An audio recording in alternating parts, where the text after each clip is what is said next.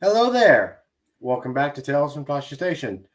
Guys, it's been a while, been about a month. Sorry, a lot of stuff's come up and sorry I've been gone, but we got new Star Wars the other day. That's always a good thing. And I figured since it's the first premiere, might as well bring on a buddy to help me break it down. Mr. Ashton Sharrett, friend of the channel. How you doing, man? Yes, sir, dude. So glad to be here. Yeah, it has been hella busy, but we have new Star Wars, everyone. So yeah, just so psyched to be here to talk about it. There's a lot to talk about. Yeah, So I was watching everything earlier today and just real quick before we start this thing, there's so many references from the Goonies to pirate movies to just like dude, so many different genres that they were touching on. So yeah, before without any further ado, hey Chewy, do me a favor, punch this thing. Let's get into it.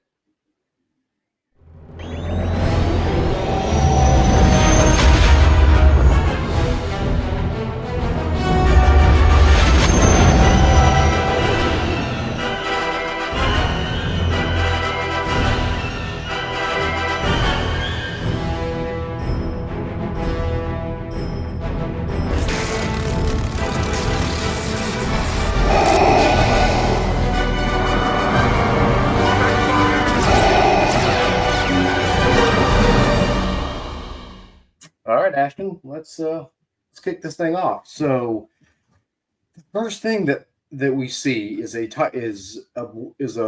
blue title card, um, just like we saw in the Acolyte, where they kind of give a little brief synopsis of what's going on at this mhm, part of the galaxy. I think it was something along the right. lines of basically saying that like pirates are controlling hyperspace lanes, and like they really played heavy on the whole pirates are raiding ships Hmm. uh, element, which I find interesting. The way that I and a lot of other people I think have taken this is it's basically Goonies in space. Yeah. At least that's the vibe that I was getting from it, and even some of like Treasure Island, because when we meet the crew and Captain Silvo, as he is credited as, um, they they they raid this new they raid this ship, and they only find one credit on there, Hmm. and then there's a mutiny, and the captain, who we don't know who it is. I'm pretty sure everyone knows who that is. Yeah, it's pretty clear. Yeah. It's probably Jude Law. It's probably Jude Law's character. And the thing that I found interesting was his name in the credits. It's Captain Silvo. I think that's a direct call to Long John Silver from Treasure Planet, or Treasure Island rather. Sorry. Yeah, no, Treasure Planet too, man. Yeah. Dude, Treasure Planet is one of my favorite Disney movies, like super Hmm. underrated. And this is like that's the same feeling that I get when I watch Treasure Planet. Like even now, I'm getting with the Skeleton Crew, like just that sci-fi, like yeah, like you said, like all the Goonies and like those classic stories, but like the sci-fi version of that. It's just Yeah. oh, Eh, yeah. It's this series, at least to me, I think is a breath of fresh air when it comes to how things have been lately mhm, with Star Wars fandom, and we'll get to that later. We the first character that we meet is, I believe his name is Wim, right? yeah, I Wim, think yeah, that, and we see him playing with essentially like Jedi and Sith action figures that he created. yeah, And uh, at this point in the timeline, the Jedi's have completely gone into myth. They're essentially like the Knights of the Round Table, like those kind of like Arthurian like stories that we know of in the actual real world. Like they've gotten so deep into myths and mythology that that we that and these kids dream of becoming these mythical warriors and stuff like that. And Yeah. the thing that I noticed about Wim is he's to me a lot like Luke. He's a little bit of a daydreamer. Yeah. Wants to get away from where he's at. And I've got a little bit of a curious thing about the planet that they're on. Um, Oof. that we'll get to here in a minute. I just there's a few things that I find not so right about the planet and what exactly is going on. Oh yeah. It's I'm pretty getting sus. yeah, it's there's I was getting a couple of like the themes that I was getting from the cul-de-sac shots in the neighborhood and stuff like that were very ET poltergeist like Mhm.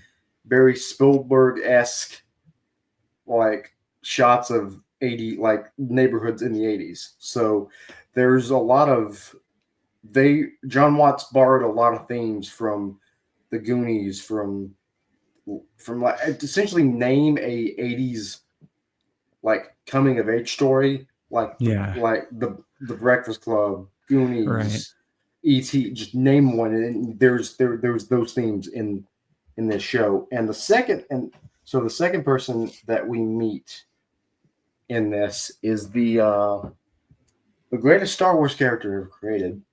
Of all time. There's no arguing that. And I will die on that hill.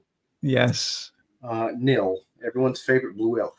Dude, we kneel That for Neil. that kid is he's he's amazing. I Bro. mean, I love it. So we see Neil and Win do a. I mean, we all did it when we were kids, like an imaginary like sword fight, Mhm. and we essentially see Neil get his hand cut off, quote unquote, and then they go to school and um the they go to school and the thing that I noticed on the bus. Did you notice who the bus driver was? The droid? No. He's Rex. It was From Rex from Olga's Cantina. Dude. That's so cool. Yeah, my wife noticed that. My wife noticed that at first. She's a huge Rex fan, so she saw that it was that kind of droid, and she started freaking out. So Yeah, because like, isn't that the same droid that that used to be the pilot for Star Tours before they put mhm. 3PO in there? Oh, Yeah, dude, because yeah, that's so cool. the mythology on that is Rex crashed in Batu and crawled his like if you look at where he crashed at, you can see in Batu the next time you're over there, you can see his tracks going towards like him crawling towards the cantina.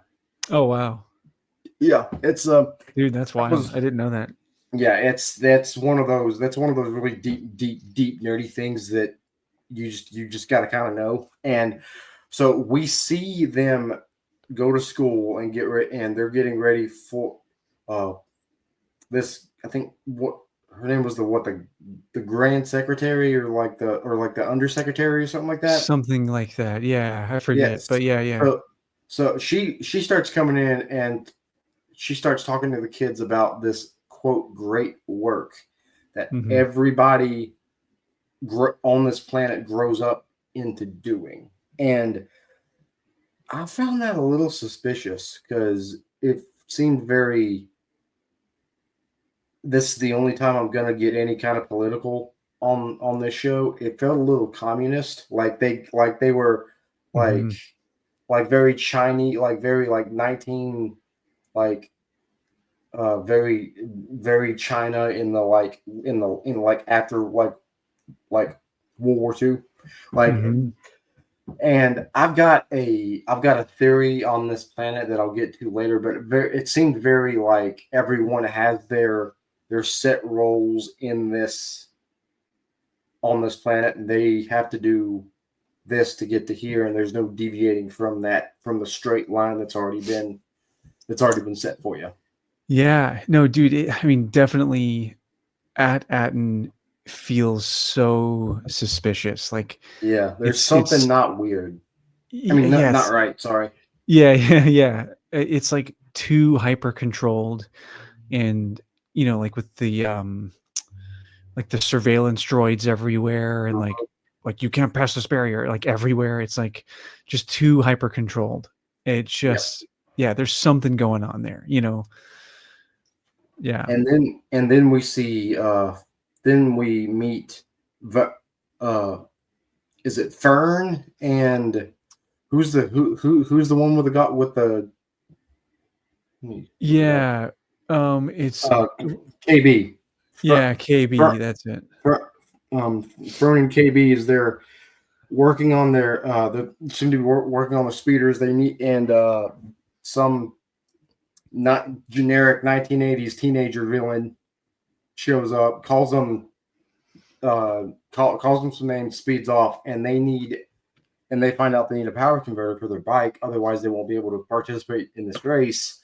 Right. Uh, and we find out that Fern is actually the the top of her class uh, person at school, and her mother is that undersecretary that we met earlier in the episode. Right. And we go on. Uh, we see we see Wim go home. He's worried about the exam the next morning. Then he looks at a Jedi story on his essentially his tablet, and then he goes to sleep. Next day, wakes up. He's overslept. Neil tries to get him to catch up. Wynn takes a shortcut, and lo and behold, um, runs into what he thinks is a Jedi temple. And I thought at the beginning, because uh, I'll be honest, I thought it was a Jedi temple because I actually hadn't seen I haven't seen any of the trailers. I just knew who Mm, who the characters were. right. So I really thought that was a Jedi temple until things happened and they booted it up. So, Right. but yeah, the thing about the first episode that I really enjoyed is it started out like a coming of age 80s movie. Like it really had those playing beats, and Totally. now we're getting into the good stuff. So Hmm. what did you think of this whole of that whole section? Yeah, I personally loved it so much, man. Like the suburban view. It just like expands my imagination within the Star Wars universe. Like Hmm. it just totally makes sense. Like we've kind of gotten glimpses or hints of that kind of thing. Or like like school, for example, we've gotten glimpses of legit schools, like grade schools, like in Mando, whenever Grogu's like stealing the blue macaron cookie things in that classroom, right? So like we've seen schoolrooms pretty fleshed out before. So just like expanding that much more, and kind of getting a glimpse of like this working class, suburban dynamic in the Star Wars universe. I loved it so much. So cool. So I'm gonna skip a couple interesting plot points. So just to get to the whole Jedi Temple of it all, as it were. Yeah, yeah. We so we get the crux of this episode is all four kids that we met essentially unintentionally meet up at this at this Jedi temple, as it were, after Fern and Wim uh, were essentially in detention, and Right. his dad tells him to forget about this whole Jedi temple business, go back home and study, and of course he doesn't do it because it's an 80 movie. This is essentially an 80s movie, so kid's not going to do what the parent tells them, and they get into this. They get into the Jedi Temple, and they they essentially figure out that it's a ship. They accidentally turn it on, punch on the autopilot, and away we go. And that's Yep. essentially the end of the first episode. And the thing that I really enjoyed about at the very end of the episode is the cut that we get from right after the ship goes into hyperspace. It holds for just a few seconds so we can see all the debris and everything, and then it goes straight in. And then it just goes straight into the credits, which I thought that was masterful. Like Yeah. that was a really really nice cut. Oh yeah, dude, that was sick. Yeah, that was an excellent cut. Everybody, Nice. that's my cat Tano. He's just investigating. So special guest started tonight, ladies and gentlemen. And so yeah, I want to talk about the themes of this episode for a moment. Mhm. The all the things that we kind of noticed. So the things that I noticed on this episode is Captain Silvo and the droid that they find in the in the ship.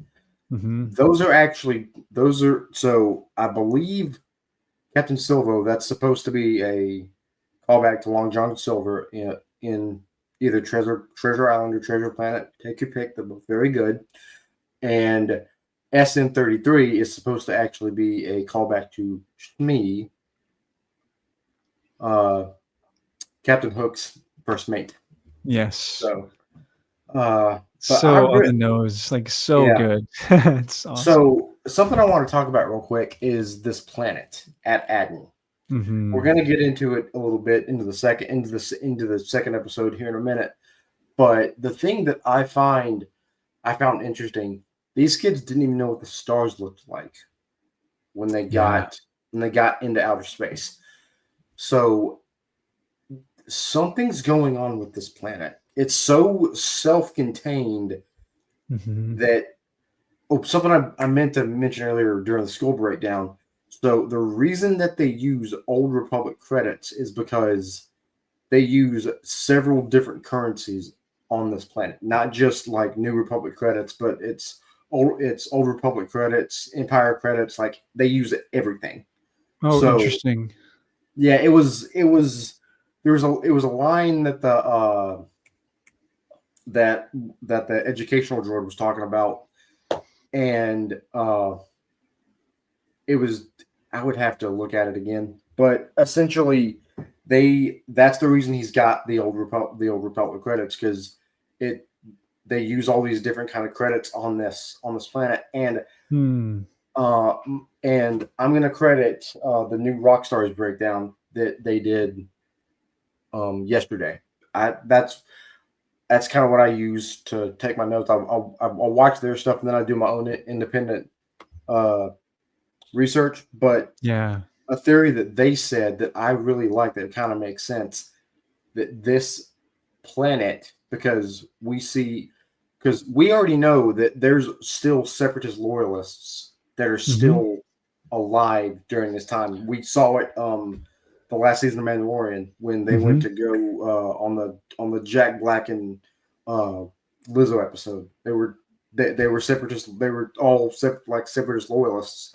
And the thing, or not, they weren't, but Christopher Lloyd's character was, rather. So Right. the theory that I saw that kind of makes sense, that New Rockstars said, is that this is a social experiment. This whole planet's a social experiment that the remnants of the separatists cooked up and have been going on it for Whoa. like generations, essentially. Interesting. Dude, that would be wild.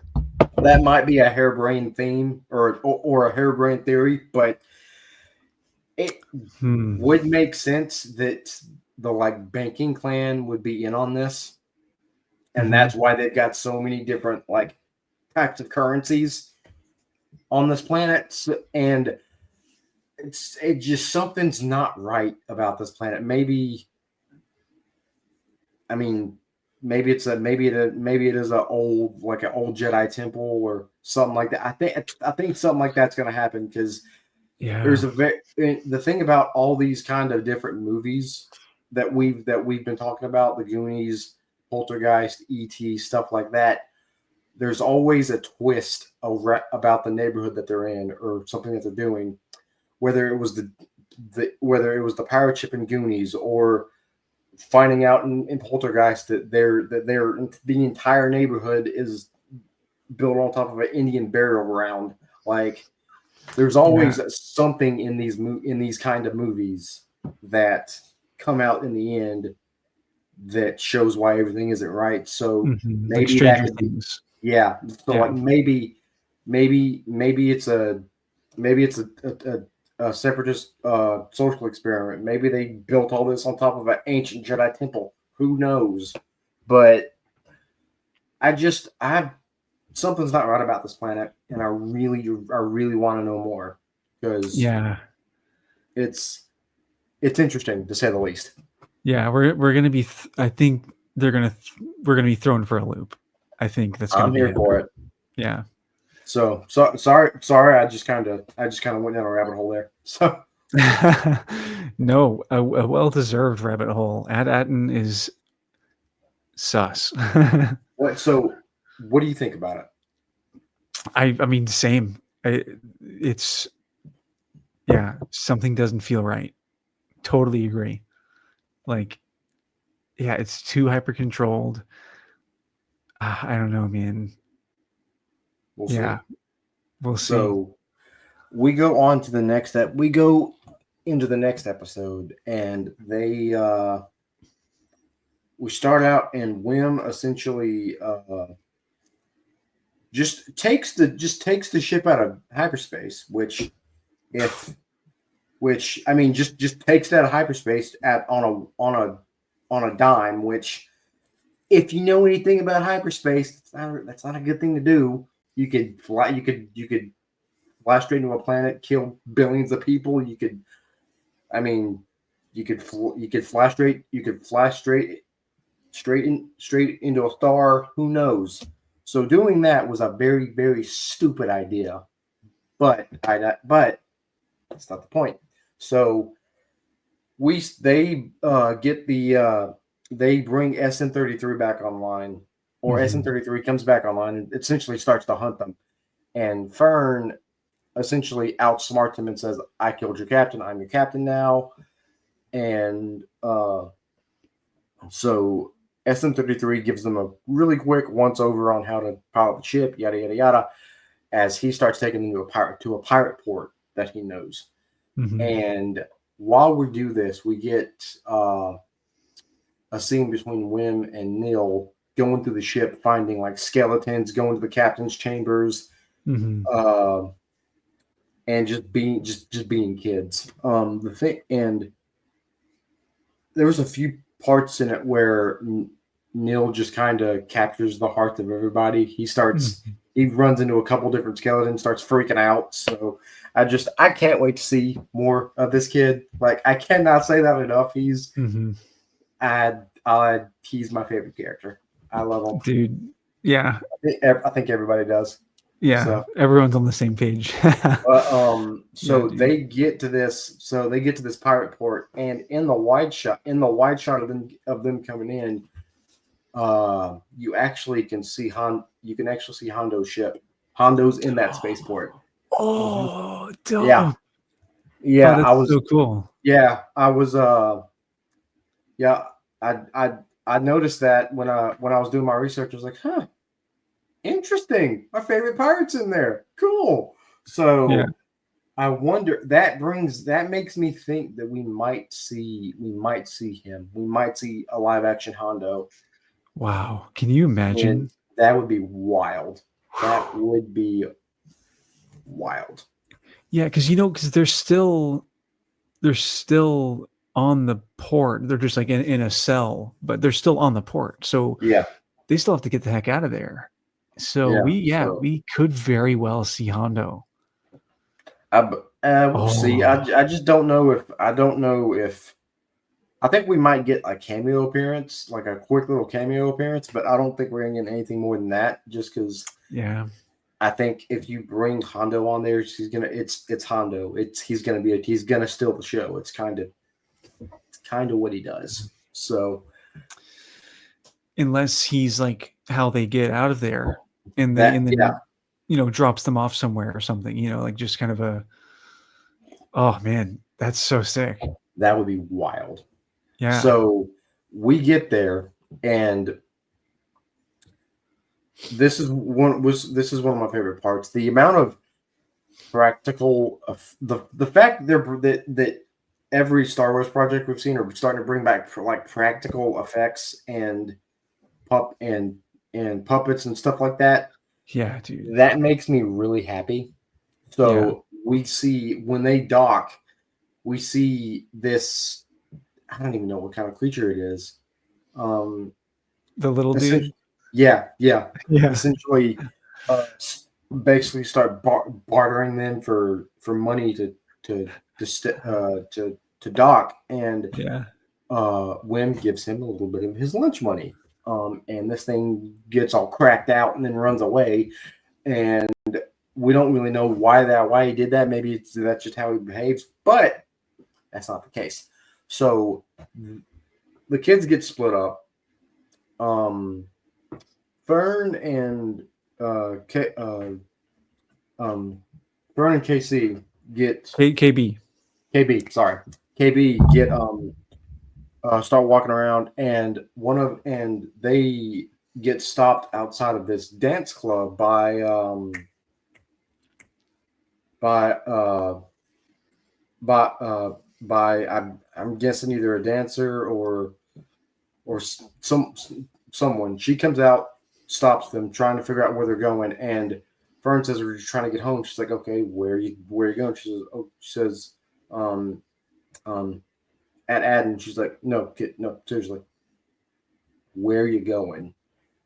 And then we cut back to Wim and Neil as they're getting like a soup of the day or something like that.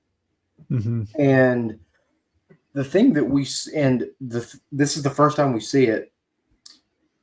Wim gives him some more of his lunch money, and he starts freaking out because Wim gives him two old Republic credits, mint condition. So Hmm. every pirate within 6 feet just and I mean, excuse my language, all hell breaks loose. I mean, Hmm.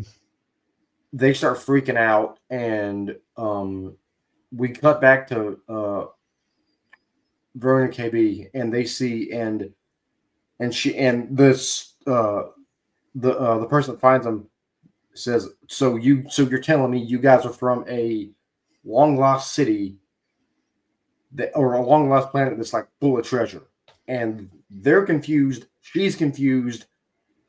We cut back to them as they're about to get caught. Fern comes out of nowhere, shoots a blaster up, and they get into a little bit of a Mexican standoff. And then SM-33 just comes out of nowhere and beats the brakes off of everybody. That was That was so cool. that was fun to see.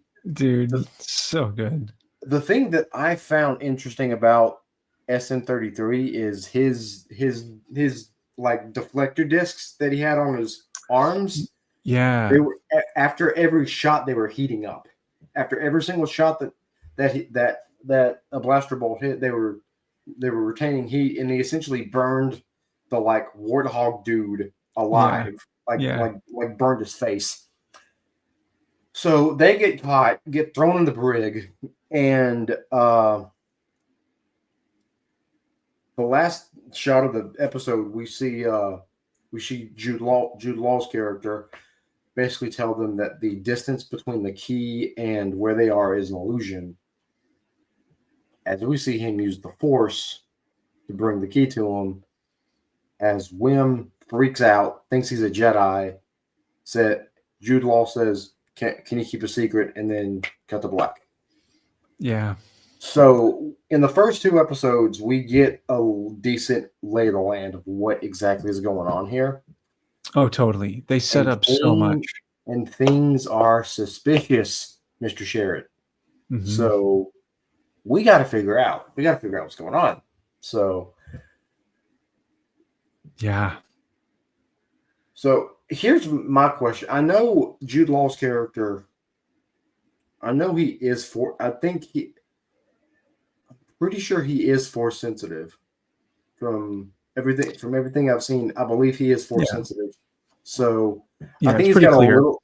Yeah, I think he's got. Well, I was thinking one or two things. Either A, he's force sensitive, or he was doing what the character in Obi-Wan, the con Mhm. man in Obi-Wan, the one that was they had the like that was using like magnets and stuff. Mhm. Mhm. Remember that Yep. guy? Yep. So I was thinking it was one of those two things, but I'm leaning more towards force sensitivity because Wim is obsessed with Jedi's, which I understand as a 32-year-old man. So Yeah, dude.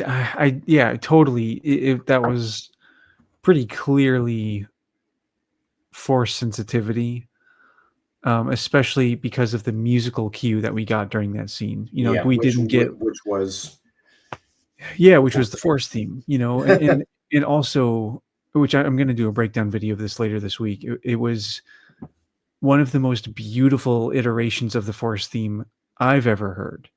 Like Mhm. it I think it was, was just violin, wasn't it? Or I think it so was a yeah, it was a cello like yeah, playing the cello. Yeah. theme, but there was so much more going on like harmonically underneath the cello line. And and then whenever it Don't spoil your crescendos, breakdown. oh, Don't spoil your breakdown on here, man. Just dude, get just no, get just give them ah, enough. Just give them enough to yeah, tease it. it's just, yeah, I think everyone was like just so pumped when that cue happened. Yeah, it's just so sick. So, it they could have played like a really dark and mysterious theme there or something. But Like they really, picked the Force theme. yeah, but they picked that. So yeah, I think that's telling us like Jude Law's character is in the realm of good guy and definitely force sensitive. So Might be like every other scoundrel we've met on this in this series. A scoundrel with a heart of gold. So yeah, so yeah, dude. speaking of musical cues, I'm going to segue into that, and I'm going to let you talk about it for a minute. So what all musical uh cues did you pick up on while you were watching the episode? Because I know you Mhm. told me that you had a couple. Yeah, so there's two main ones that I think we're gonna be hearing a lot more of throughout the show. Hmm. One of them is kind of like a mystery theme. It's the theme that we hear whenever Wim is first uncovering the vault door. Like Hmm. that's when he's first seeing it before the robot is like, "Hey, student." Um, that theme that's playing there um, is like a really pretty awesome theme. But yeah, that plays again when they're when they keep saying they're lost. With SM33 and Everything SM. keeps. Yeah, he's like, which one is at Adam? And all the kids are like, oh man, like we're lost. We don't That know. Yeah, like that same mystery theme plays. So go back and watch those two scenes. That the theme that's playing there, you'll hear more, I'm sure. Um, but the biggest one that I noticed was actually we have a main theme, which is actually it's kind of like Wim's theme. Actually, it plays a Hmm. lot for Wim scenes, and yeah, like whenever they first say, "Oh, these are stars," it plays there. It also plays when Wim is on his like Jedi story iPad, like at night when he's Hmm. supposed to be sleeping. It plays there. It plays when he's on the bus, um, as well as it's the main theme for the title. Like whenever the title screen shows up, Yeah, yeah. it plays. But that one, like for the title screen, is um, a little bit different. It's the same theme, but just like kind of a minor key version of it, like a sadder Mhm. version of it, which is quite interesting. So that theme, like if you go back and watch all those scenes, just keep your ears peeled for that. We're going to be hearing a lot more of that. Um, and I think with it being connected to Wim's character, I think we're going to hear it evolve. And like that sadder or like more like minor key variation we hear for the title screen. I'm wondering if the happier whimsical theme that we're getting, I wonder if it's going to evolve into the kind of like sadder version that we hear for the title screen. I'm not sure, but yeah, those are kind of like my big takeaways. And then of Mhm. course, the Jude Law Force theme at the end, like, oh my God, like that's just And gorgeous. something that I picked up on when the ship's taken off in the first episode, Hmm. when the ship's taken off, we hear um I don't know which episode it's in. It's a John Williams piece, of course, but the da da da, like Yeah. when the ship's taken off.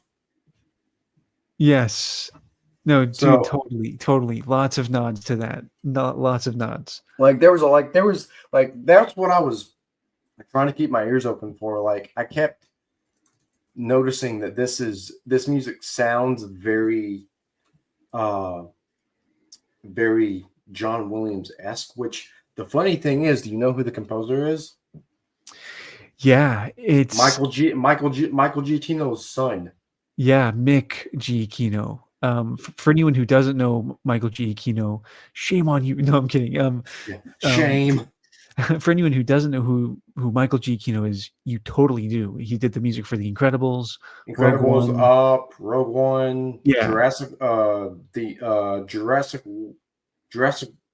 was it? Yeah, it was Mhm. Jurassic World, or was it the entire Mhm. trilogy? I'm not sure. It's Yeah, I like think he all did of yeah, I think he did the entire trilogy. yeah. What and So also and his son also did the also I don't know if you watch this, if you haven't, you need to, the Penguin.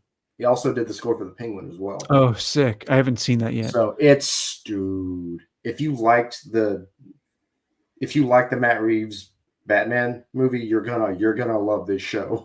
I haven't seen that yet So either, man. I'm so what, behind, dude. bro? I'm so behind on like pretty much everything. Unless it's Star Wars, of course. Yeah, of course. But yeah, man. So I noticed that last night when I was doing when I was watching the episode. I noticed the name. I was like, huh. So his son's doing the music. It's That's crazy, right? interesting. I That's know. cool. And he's knocking it out of the park. I mean, it was Yeah. yeah, it just felt so Star Wars, man, in every way. Like the action sequences, the chase sequences, like the tender moments, like oh, it just feels like Star Wars. It Yeah, was so good. that's what a lot of people, uh, myself included, a little bit after the Acolyte, which we'll get into here in a minute. That's what I was worried about coming into this. I was worried that this wasn't going to feel like Star Wars, Mm, but so far through two episodes, this literally just feels like a coming of age '80s movie hmm. with a Star Wars overlay. Yeah, dude. Like if you think of Star Wars and put in like 1980s suburbia, this is what you get, Yeah, and I'm here for it. couldn't So be happier. Yeah. yeah, which is a stark contrast to how it's been the last, I would say, probably the last 8 months. Hmm. And this is where we're going to segue into something I'm going to call the State of the Galaxy Address. So we're gonna talk about the fandom. So if you guys want to click away, go ahead. But before you do, please check check out my friend's stuff and his bios and things will be in the comments below. But if you're still here, well, thanks for joining us. We're about to talk about the fandom. So and let's talk about this. So the thing that I found interesting with going into this show compared to the Acolyte was there was no negativity, like no negative press around this show Yeah. pre launch. Compare that to the Acolyte just a few months ago, Mhm. where I think that show wasn't given a chance to take off from the launching pad, Mhm. where where this one has. And I think a lot of people, myself included, had a little bit of reservation, like I just said, going into this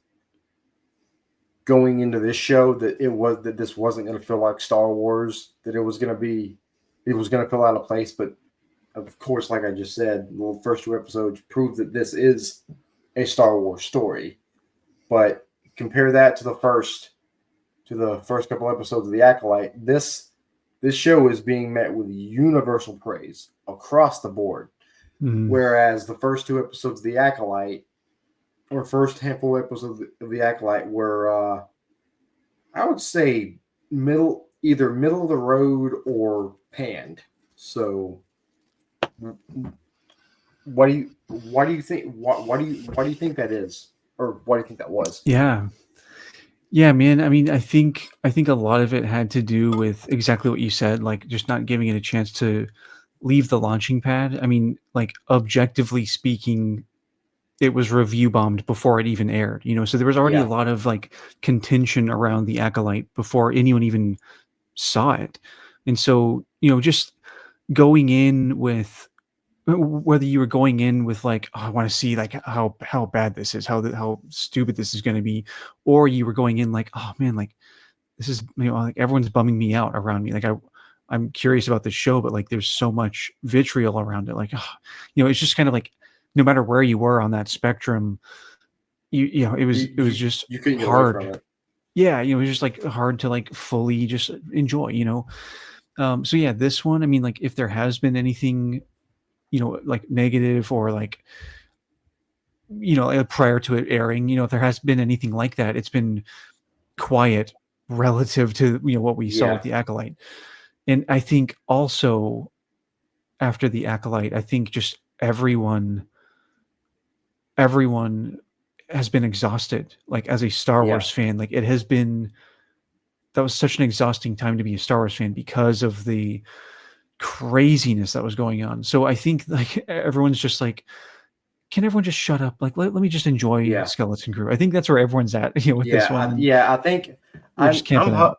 I'm hoping that this show is going to be a good palate cleanser for Yeah. the fandom going into 2025, because let me look.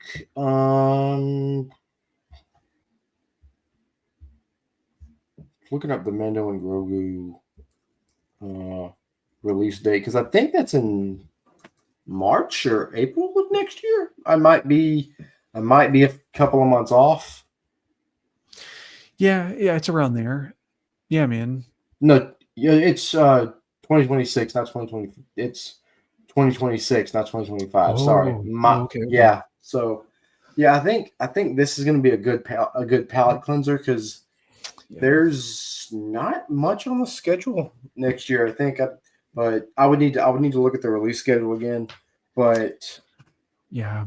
I mean, dude, my takeaway has been and it's kind of been reinforced by Skeleton Crew actually. My takeaway has been like let's look at the holiday special, for example, which we got a nod oh to boy, that.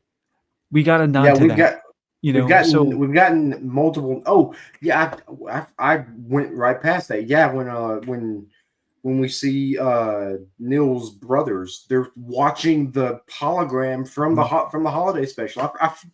I totally blasted through yeah. that. Yeah, So yeah, so it's like if like the holiday special, I think we can all agree is no one's favorite piece of Star Wars, right? However, whether you're watching it unironically or not, like it's revered in a way. It's like it's this quirky thing that we have all kind of universally accepted as like, yeah, like it's it's Star it's Wars. here. It's part of Star It's a Wars. thing. It's a thing. I Yeah, mean, it's if you like look at it, I think every series in some form or fashion uh has nodded like every live action series we've gotten since Mandalorian has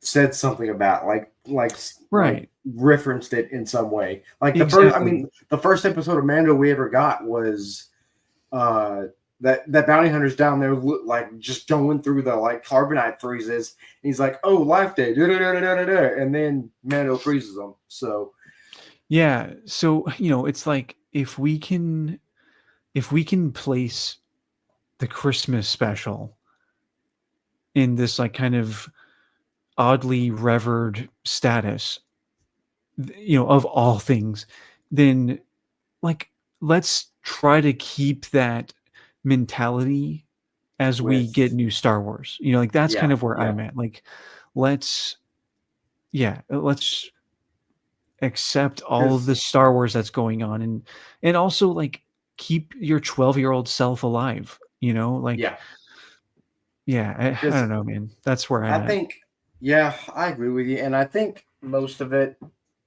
came from some of the director's comments before like in some of the interviews. Um, and I think that's what turned a lot of people off. And uh, I'm not gonna get into it, but the witches subplot, there was a lot of stuff in that subplot that a lot of people were thinking was a little heavy handed, and I just I I can see where people would be upset about that, but the way that I looked at it is, yeah, that's here. They're insinuating this. I'm not going to let that ruin my Star Wars. I'm not going to let that ruin my view on this show just because they're putting a subliminal message in here. I know what that's about. Whatever. I'm gonna keep watching this show for what it's supposed to be instead of hyper focusing on one thing that I didn't like. Yeah, and even still like it's Star Wars. Like Yeah. what? Like this is a galaxy far, far away. Like really anything can happen here. So like it's just kind of interesting. Like why is this one thing bothering you instead of like I don't know any other thing in Star Wars? Like who's to say in the Star Wars universe that can't be a thing that's happening in the Star Wars Yeah. galaxy? Like Yeah. there are an unimaginable like infinite amount of people, an infinite amount of cultures and alien species and relationships and things It like could be, yeah. So dude, yeah, it's yeah. like I was just so annoyed at that. Like, why are we getting mad at this? Oh, it's just, yeah. So, So but yeah, I just like that's the thing that got the because uh, I've said this sentiment. I know Mortis FM has said this. I know Will said this. I know Beyond the Dune C said this. We all want to see a season two. Like exactly. like for season two. I just want them to like just just turn the noise down and just on Manny Jacinto, focus on Plagueis, like just focus on those characters and give us an actual, like, give us the story of the guy that Sidious was telling Anakin about. Give us that guy. Right. That just turn everything else off and just focus on the story. That's all that we want. We just want you to tell a good Star Wars story. Other little things that you think need to be put in there, put it to the side. I get it that that's part of your person, but like that's give us a good story first, and then worry about that other stuff later. Yeah, which to be fair, I thought it was a great story. I Yeah, truly did. Like I enjoyed watching The Acolyte. Um, yeah, I really actually enjoyed it. So yeah, and I also didn't have any issue with any of the things I think were being overblown by some. Like I just yeah, I think more so the onus is on the fan to yeah, have an open mind, have some creative thinking, keep the 12-year-old eyes alive hmm instead of watching something like you're a professional movie critic or something. It's like yeah, the story, like I don't understand what was so wrong with the story that people say like this wasn't even a good story. Like I truly please like anyone like let's talk about this because I loved the yeah, story. But I don't know, man. It's like yeah, it's just a bummer. I think that's why so many in the fandom were just kind of like exhausted afterwards. So yeah. That's part of the reason I just kind of like put myself in like exile for like a month. But yeah, no, we it all just did. it would like, but to steer this ship back into a positive direction, like take all of that what we just said and juxtapose it to the last 3 days. Hmm. Like it's just a complete 180. Like everyone's universally in love with this show. Neil's the greatest character ever. I mean, like we're so enthralled by this story and what's to come. So yeah, it's just a tale of a tale of two cities. Really, I mean, it's just like Hmm. just night and day. And I really am interested to see what all is going to come about on the rest of the season. Dude, yeah. Maybe, I mean, I don't think we're gonna see any any major characters. I would be surprised if we saw any Mandoverse characters or any like Mm, Skywalker saga characters. I don't think they have I don't think those characters, Mando, Ahsoka, Luke, mhm, Han, Chewie. I don't think any of the legacy characters that we know. I don't think. Well, maybe Han and Chewie, maybe, but I don't see. I don't see that there's a reason to just shoehorn any legacy characters in here because I feel like this is going to be a very self-contained story, as self-contained as it can be in the Star Wars universe. yeah, So it feels that way. It feels pretty removed from the events, like the big events that have happened in the galaxy. Like yeah, it feels even the stuff that's happening concurrently in this show, right. because It feels I pretty think removed. yeah. So Yeah, like the threat of Thrawn coming back isn't even like I would be surprised if we even get like mention of that in this show. So right. but yeah, I'm really interested to see where this goes and what all's going to happen because I Yeah, really want this to be a self-contained story. So yeah. I mean, it's just so magical so far. I think, yeah, I think we're all going to be pretty blown away. It's already. I mean, it's yeah, it's already up there with one of my some of my favorite pieces of Star Wars. I mean, it's just it's Mhm. checking all of the boxes for me, like the nostalgia factor, like you just man, it's just really magical so far. Yeah. So I think we've got a good stopping point. So Yeah. Ashton, again, buddy, thanks as always for sparing an hour of your time to come talk Star Wars with me. It's always fun, and Yeah. Always. I'm sure I'll figure out some way to get you back on here. So it'll Yeah, happen. always a pleasure to visit Tosche Station. All right, buddy. Well, guys, his all of his links to his YouTube and Instagram will be down below. And share this out, like it, tell your friends about Tosche Station, and until next time, may the force be with you. Always.